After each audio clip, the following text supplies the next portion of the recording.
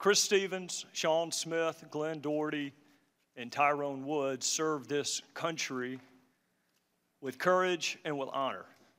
And they were killed under circumstances that most of us could never imagine. Terrorists pour through the front gate of an American facility, attacking people and property with machine guns, mortars, and fire. It is important that we remember how these four men died. It is equally important that we remember how these four men lived and why. They were more than four images on a television screen. They were husbands and fathers and sons and brothers and family and friends. They were Americans who believed in service and sacrifice.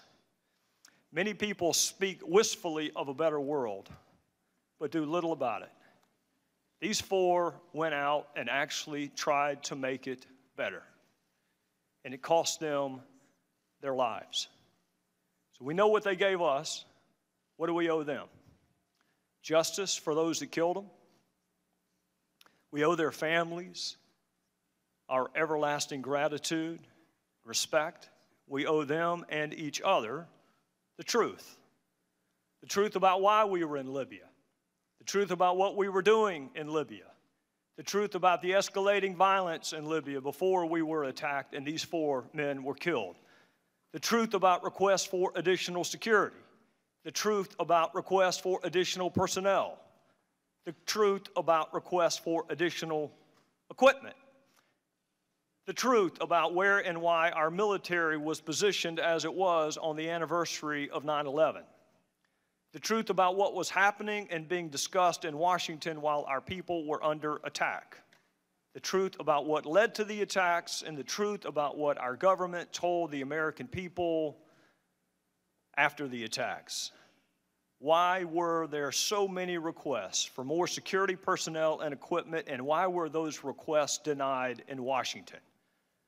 Why did the State Department, compound and facility, not even come close to meeting proper security specifications? What policies were we pursuing in Libya that required a physical presence in spite of the escalating violence?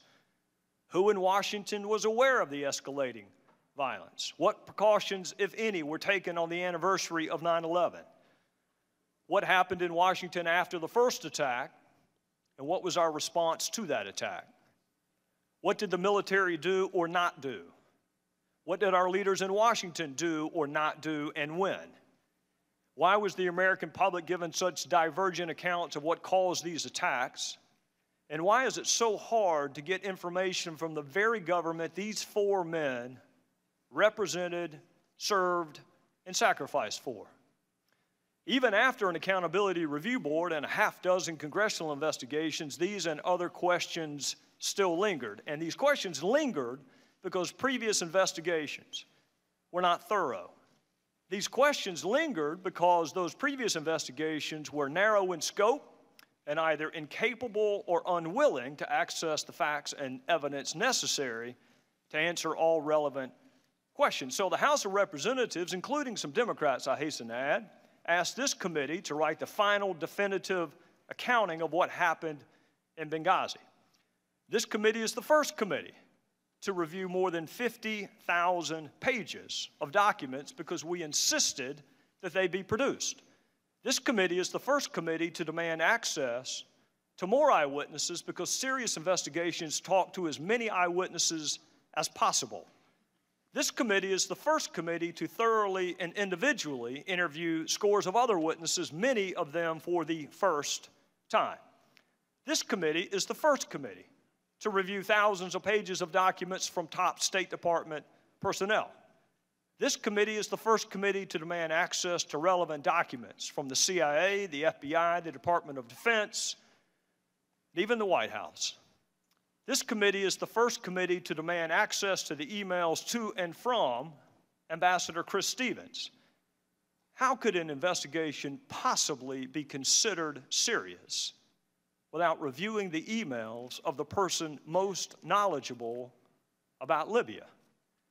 This committee is the first committee, the only committee, to uncover the fact that Secretary Clinton exclusively used personal email on her own personal server for official business and kept the public record, including emails about Benghazi and Libya, in her own custody and control for almost 2 years after she left office. You will hear a lot today about the Accountability Review Board. Secretary Clinton has mentioned it more than 70 times in her previous testimony before Congress. But when you hear about the ARB, you should also know the State Department leadership handpicked the members of the ARB.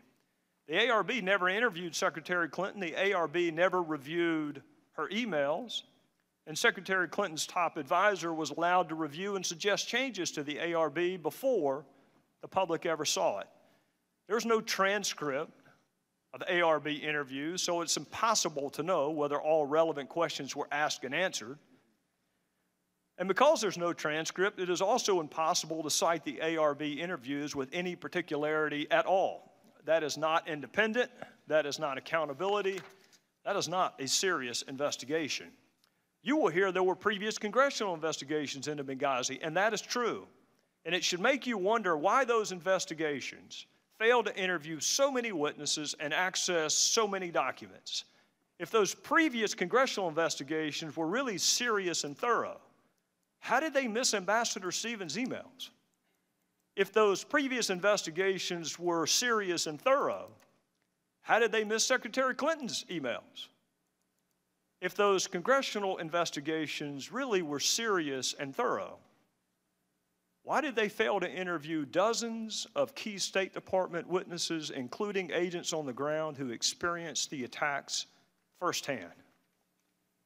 Just last month, 3 years after Benghazi, top aides finally returned documents to the State Department.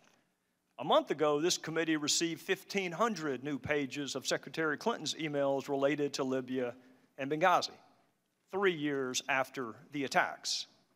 And a little over 2 weeks ago, this committee received nearly 1,400 pages of Ambassador Stevens' emails, 3 years after the attacks. It is impossible to conduct a serious, fact-centric investigation without access to the documents from the former Secretary of State, the ambassador who knew more about Libya than anyone else, and testimony from witnesses who survived the attacks. Madam Secretary, I understand there are people, frankly, in both parties who have suggested that this investigation is about you. Let me assure you it is not, and let me assure you why it is not. This investigation is about 4 people who were killed representing our country on foreign soil. It is about what happened before, during, and after the attacks that killed them. It is about what this country owes to those who risk their lives to serve it. And it is about the fundamental obligation of government to tell the truth, always, to the people that it purports to represent. Madam Secretary, not a single member of this committee signed up to investigate you or your email. We signed up to investigate and therefore honor the lives of 4 people that we sent into a dangerous country to represent us, and to do everything we can to prevent it from happening to others. Our committee has interviewed 100 witnesses. Not a single one of them has been named Clinton until today. You were the Secretary of State for this country at all relevant times. So of course the committee is going to want to talk to you. You are an important witness. You are one important witness among 100 important witnesses. And I do understand you wanted to come sooner than today, so let me be clear why that did not happen. You had an unusual email arrangement, which meant the State Department could not produce your emails to us. You made exclusive use of personal email and a personal server. And when you left the State Department, you kept the public record to yourself for almost 2 years. And it was you and your attorneys who decided what to return and what to delete. Those decisions were your decisions, not our decisions. It was only in March of this year we learned of this email arrangement, and since we learned of this email arrangement, we have interviewed dozens of witnesses, only one of whom was solely related to your email arrangement. And that was the shortest interview of all, because that witness invoked his Fifth Amendment privilege against incrimination. Making sure the public record is complete is what serious investigations do, so it was important and remains important that this committee have access to all of Ambassador Stevens' emails, the emails of other senior leaders and witnesses, and it is important to gain access to all of your emails, Madam Secretary. Your emails are no less or no more important than the emails of anyone else. It just took us a little bit longer to get them, and it garnered a little more attention in the process.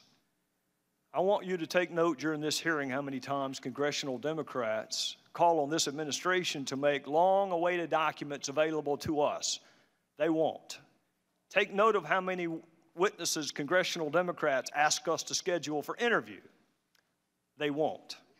We would be much closer to finding out what happened and writing the final definitive report if Democrats on this committee had helped us just a little bit pursue the facts. But if the Democrats on this committee had their way, dozens of witnesses never would have been interviewed.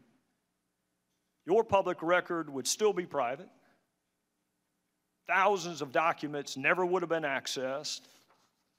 And we wouldn't have the emails of our own ambassador. That may be smart politics, but it is a lousy way to run a serious investigation. There are certain characteristics that make our country unique in the annals of history.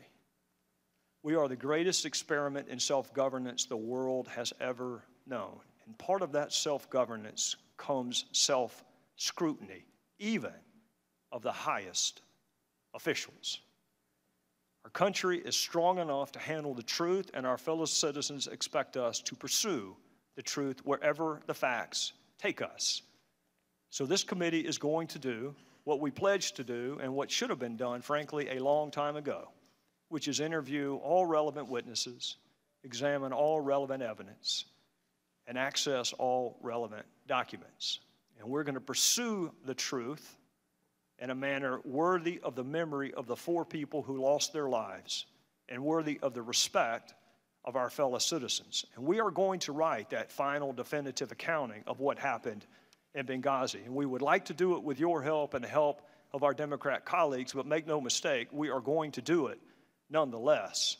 Because understanding what happened in Benghazi goes to the heart of who we are as a country and the promises we make to those that we send into harm's way. They deserve the truth. They deserve the whole truth. They deserve nothing but the truth. The people we work for deserve the truth.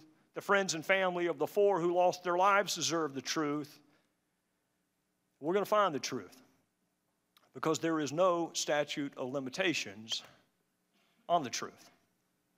With that, I would recognize my friend from Maryland.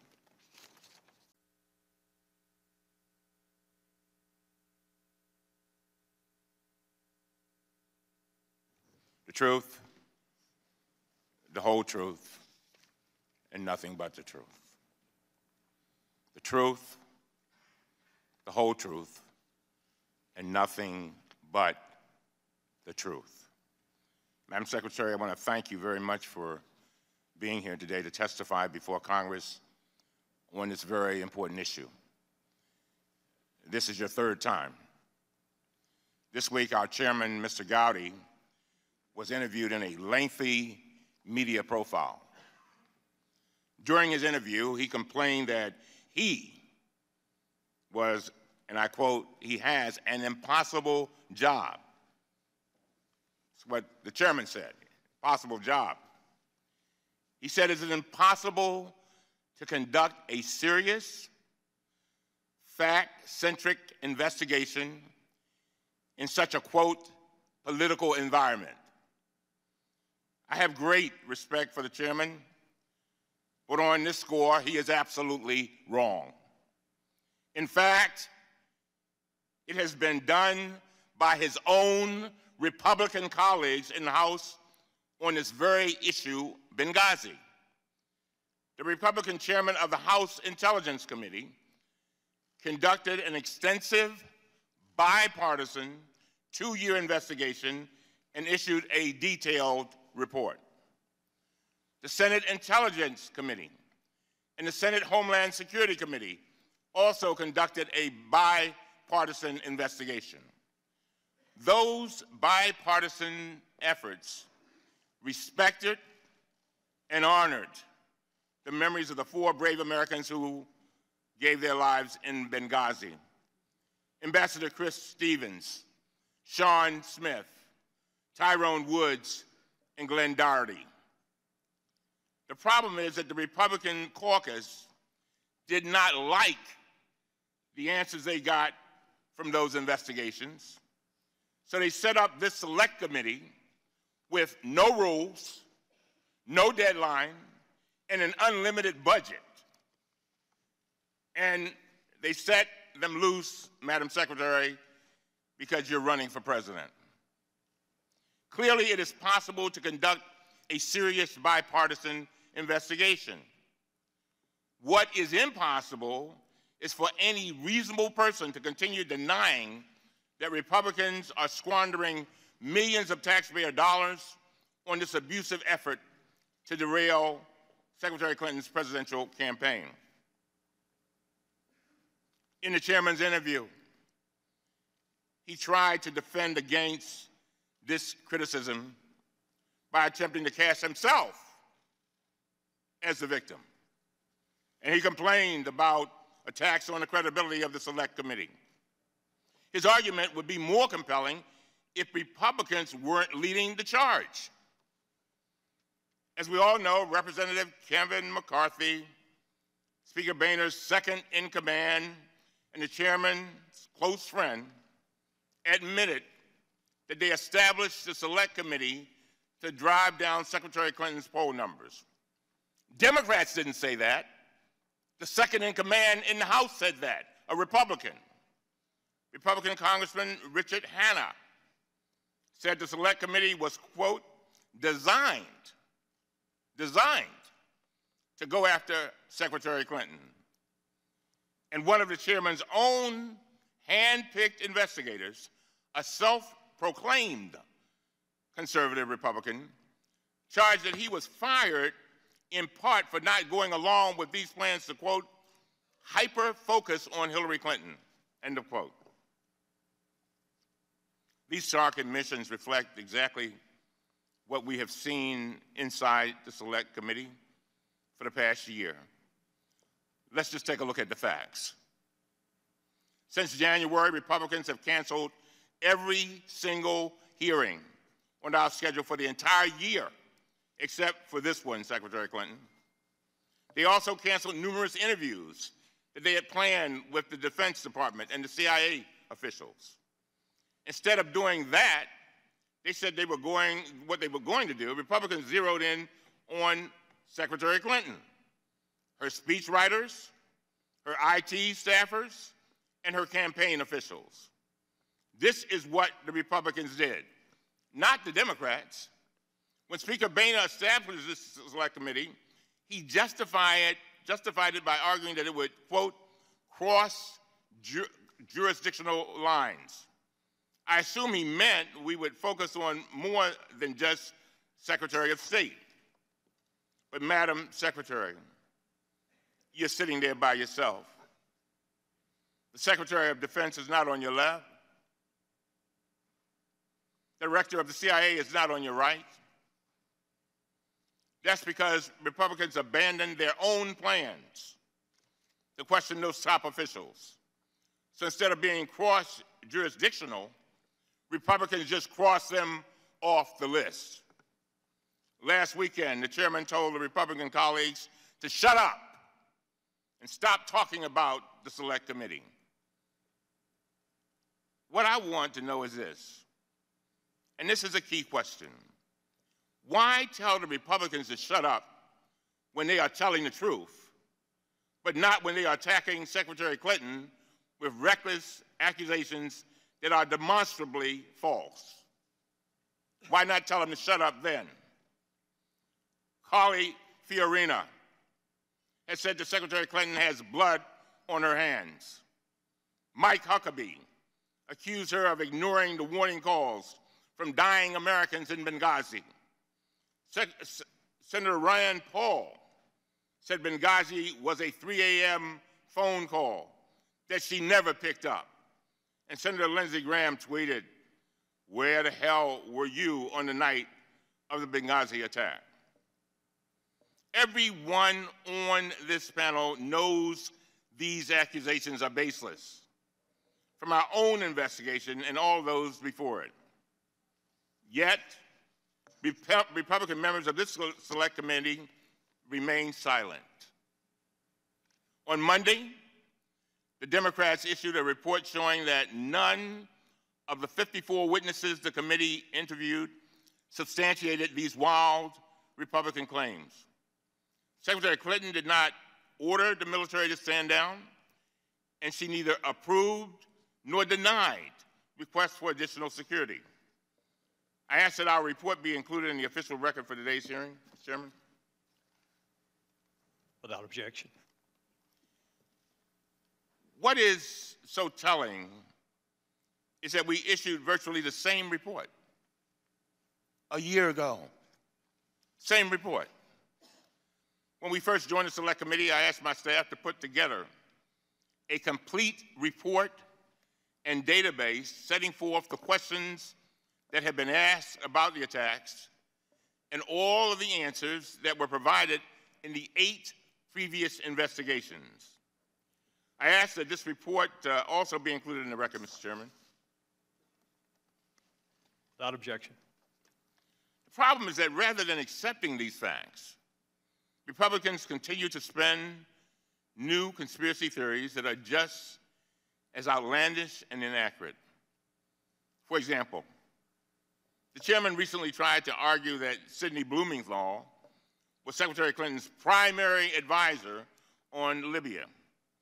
And this past Sunday, Representative Pompeo claimed on national television that Secretary Clinton relied on Sidney Blumenthal for most of her intelligence on Libya. Earlier this week, the Washington Post fact-checker awarded this claim 4 Pinocchios, its worst rating. Here's the bottom line. The Select Committee has spent 17 months and $4.7 million of taxpayer money. We've held 4 hearings and conducted 54 interviews and depositions. Yes, we have received some new emails from Secretary Clinton, Ambassador Stevens, and others. And yes, we have conducted some new interviews. But these documents and interviews do not show any nefarious activity. In fact, it's just the opposite. The new information we have obtained confirms and corroborates the core facts we already knew from 8 previous investigations. They provide more detail, but they do not change the basic conclusions. It is time now for the Republicans to end this taxpayer-funded fishing expedition. We need to come together and shift from politics to policy. That's what the American people want, shifting from politics to policy. We need to finally make good on our promises to the families. And the families only asked us to do 3 things. 1, do not make this a political football. 2, find the facts. 3, do everything in your power to make sure that this does not happen again. And so we need to start focusing on what we here in Congress can do to improve the safety and security of our diplomatic corps in the future. And with that, Mr. Chairman, I yield back.